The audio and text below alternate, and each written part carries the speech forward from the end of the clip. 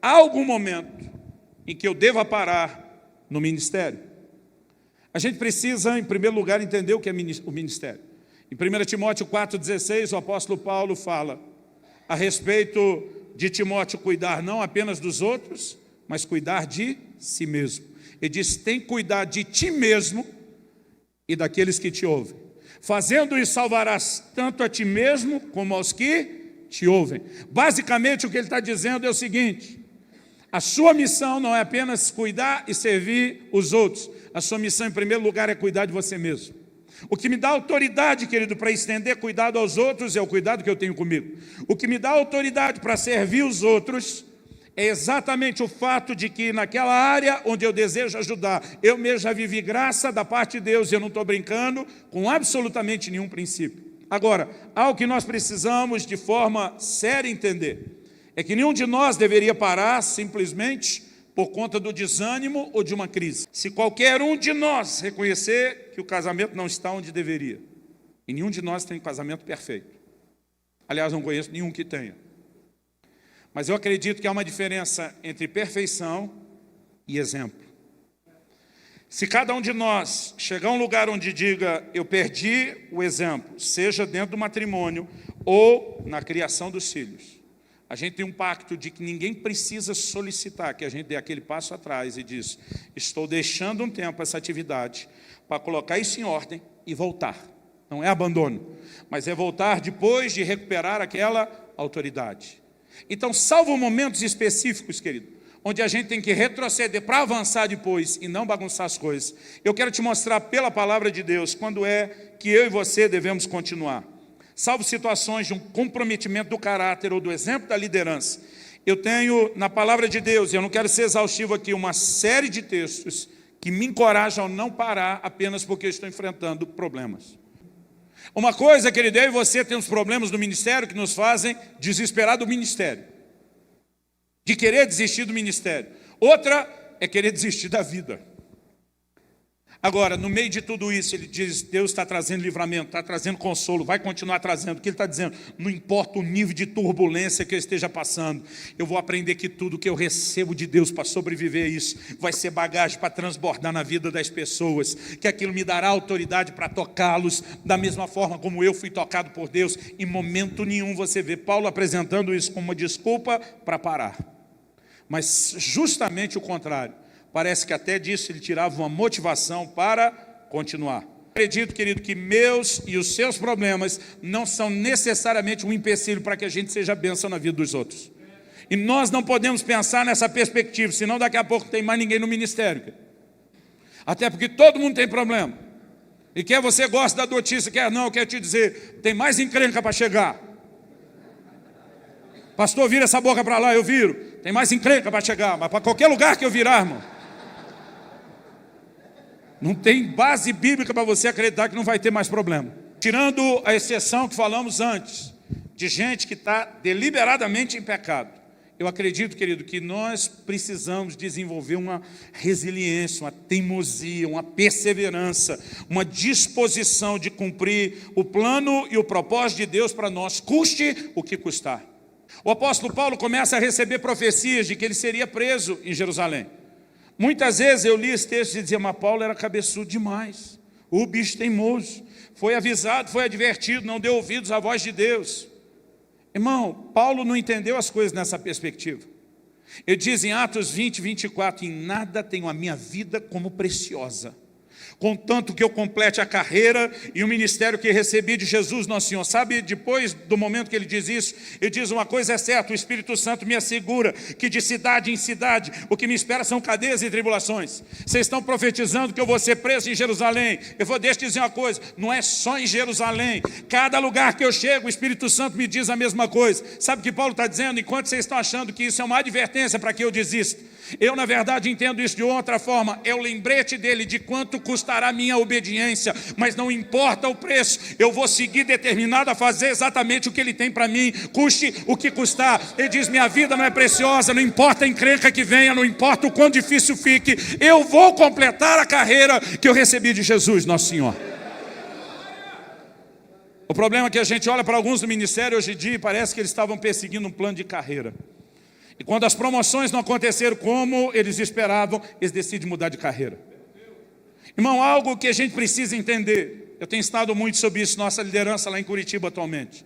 Identidade e propósito são duas coisas que se mesclam. Nós precisamos entender o que Deus nos chamou para ser e ao mesmo tempo entender o que Ele nos chamou para fazer. E nós precisamos chegar no final dizendo como Paulo, eu não fui desobediente à visão celestial. Eu não sei você, eu quero terminar minha carreira dizendo como esse grande guerreiro, esse gigante da fé que foi Paulo, dizendo eu combati o bom combate. Irmão, ele não termina dizendo que foi só tranquilidade. Ele diz, eu lutei a boa luta, eu combati o bom combate, eu encerrei a carreira, eu guardei a minha fé. Sabe o que ele está dizendo? Não teve tempestade, não teve turbulência que me levasse a questionar Deus, que me levasse a desobedecer o meu chamado, que me levasse a interpretar se eu deveria ou não seguir adiante na missão da minha vida, na razão da minha existência. Quando você lê a lista que Paulo faz, de 2 aos Coríntios 10, até o final da epístola, do que esse cara passou. Irmão, dá uma aflição na gente só de ler, imagina se tivesse passado. Ele fala da quantidade de vezes que foi açoitado, dos naufrágios, dos perigos. Ele fala de perigo na estrada, ele fala de perigo entre falsos irmãos. Tem hora que a gente não sabe o que é mais perigoso.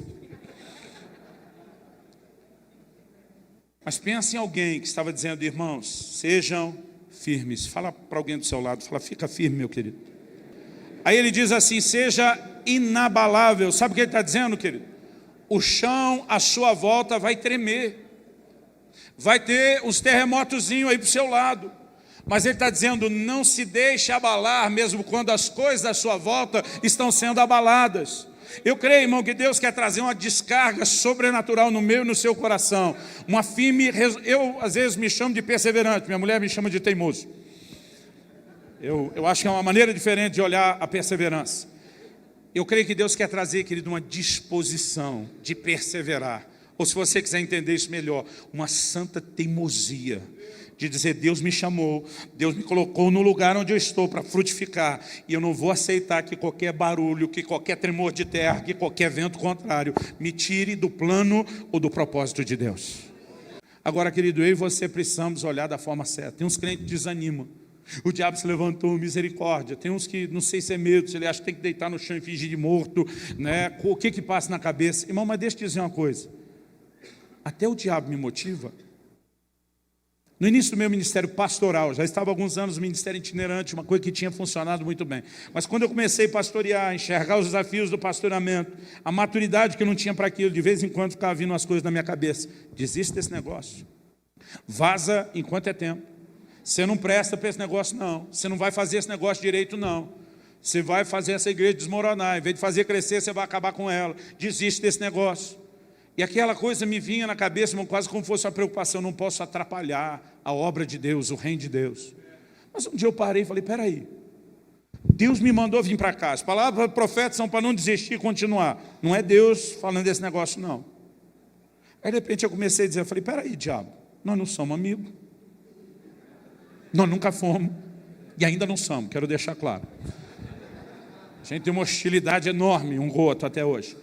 Eu falei, você nunca esteve interessado nem no meu bem-estar, nem no bem-estar do reino de Deus. Que conversa é essa que você está soprando na minha cabeça para eu sair, para eu desistir, para não atrapalhar a igreja? Não é exatamente isso que você quer, não é atrapalhar a igreja. E de repente me caiu a ficha. Eu falei, na real, até tu miserável sabe que Deus vai me usar nesse lugar. Até você acredita. Irmão, descobri que até o diabo acredita em mim. Não é só Deus, minha mãe. O diabo acredita em mim. Me vê como ameaça. Cada vez que as tempestades se levantam, eu fico dentro de mim resmungando. Tu está vendo o que eu não estou vendo. Você está vendo um endemoniado ser liberto do outro lado que nem eu vi ainda. Você está vendo um novo nível de conquista que eu nem vi ainda. E quanto mais tempestade ele faz, mais animado eu fico com o meu futuro, mais animado eu fico com as minhas conquistas. Irmão, nós precisamos aprender algo. Outro dia alguém estava tentando me dar uma aula de uma arte, não sei se chama arte marcial, mas é usado na defesa pessoal. Eu não me lembro mal o nome daquilo, não é tão comum. Mas ele estava falando, pastor, essa é a arte de usar o golpe do oponente contra ele mesmo. A gente usa toda a força, todo o movimento do oponente contra ele mesmo. Eu fiquei pensando do jeitinho que Deus faz com o diabo. E do jeitinho que eu e você precisamos aprender a fazer. Cada vez que essas tempestades se levantam, irmão, de você só evitar ser atingido e esquivar, use toda a força do diabo que ele lançou contra você, contra ele mesmo. Acredite que se você tem uma oposição desse nível, se você tem um camarada do nível de Satanás, com a percepção dele, uma sabedoria corrompida, mas que ainda tem a sua inteligência, que acredita que você é uma ameaça, é porque de fato você é uma ameaça. Você vai ser uma bênção nas mãos de Deus para cumprir um propósito maior do que você entende. E nós não podemos nos permitir parar. Por favor, diga amém. Irmão, vai ter momentos de gratidão. Gente que diz, você me abençoou, eu quero abençoar você. Mas eu queria dizer para você que vai ser sempre assim. Mas não é sempre assim. A segunda carta de Paulo aos Coríntios, ele tem que ficar defendendo o seu apostolado para a gente que já não o reconhecia. Nem sempre nós vamos encontrar a gratidão das pessoas. Gente que você serviu, gente para quem você doou, nem sempre entende a importância do princípio da gratidão. E se a nossa motivação for fazer só para ter retorno, irmão, a gente vai acabar desanimando. Davi vai, no texto inicial que nós lemos, livrar o povo de Queila da mão dos filisteus. É o herói que salvou a cidade. Agora Davi fica sabendo que Saul entendeu que ele estar na cidade seria uma oportunidade. Aí Davi, preocupado com o que ele está ouvindo sobre Saul, vai consultar o Senhor. O povo da cidade que eu salvei, esse povo para quem eu virei o herói, eles vão me entregar nas mãos de Saul? Deus disse, vão, meu filho. Eles estão mais preocupados com eles do que com você. Mas Senhor, eu salvei eles. Disse, pois é, a memória deles é curta. Quando Saul chegar, eles já não lembram mais. Agora, irmão, o Deus que sabia que os habitantes de Queila iriam entregar Davi nas mãos de Saul, foi o mesmo Deus que mandou Davi livrá-los.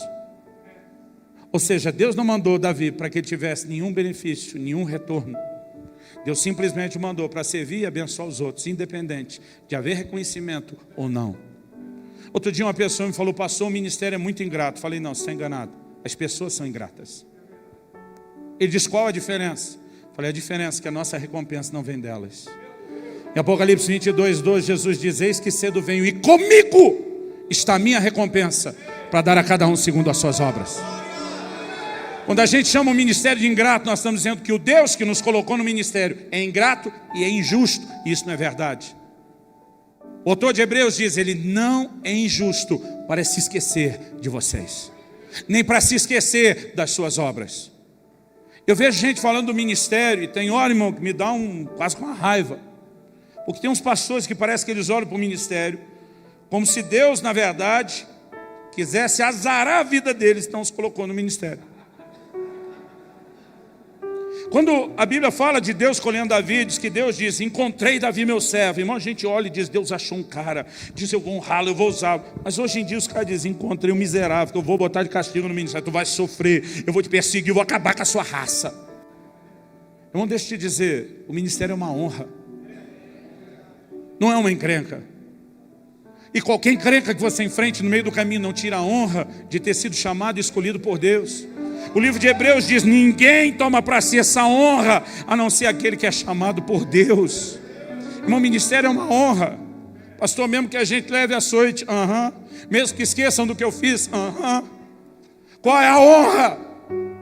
A honra, querido, não é se as pessoas vão ou não me reconhecer, não é se elas vão ou não me dizer muito obrigado. A honra é que um dia eu vou estar diante daquele que vai dizer, servo bom e fiel, entra. A honra é o sorriso dele, a honra é a gratidão dele, a honra é a recompensa que ele tem para oferecer a mim e a você. A honra é ele ter confiado em nós. Eu já disse para Deus algumas vezes, onde é que você estava com a cabeça quando me chamou para o ministério? Mas quando eu penso que ele colocou a sua reputação em jogo, dizendo, eu vou te levantar, eu conto com você, eu espero que você me represente. Eu não posso dizer, querido, porque tem um punhado de gente ingrata, que o ministério seja ingrato. Não, não é. Não há absolutamente nada que eu e você estamos fazendo que passa desapercebido aos olhos de Deus. Haverá um dia de recompensas. Haverá um dia onde toda e qualquer encrenca, tribulação, toda e qualquer dificuldade que eu e você enfrentamos, que Ele vai fazer e você olhar para trás e dizer, valeu a pena.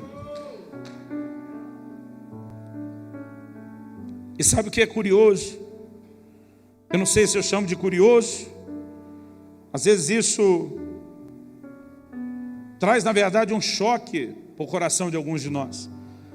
A Bíblia diz lá em Gênesis 20, 17, que Deus manda Abraão orar pela casa de Abimeleque e pelas mulheres de Abimeleque que não podiam ter filhos.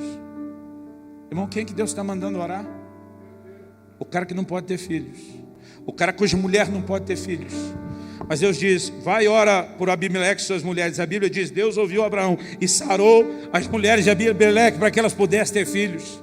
Ok, você precisamos entender que o que Deus vai fazer através de nós não depende de eu e você já temos ou não superado todas as nossas crises. Nós podemos ver Deus nos usar para trazer na vida de pessoas algumas vitórias que nem nós ainda alcançamos.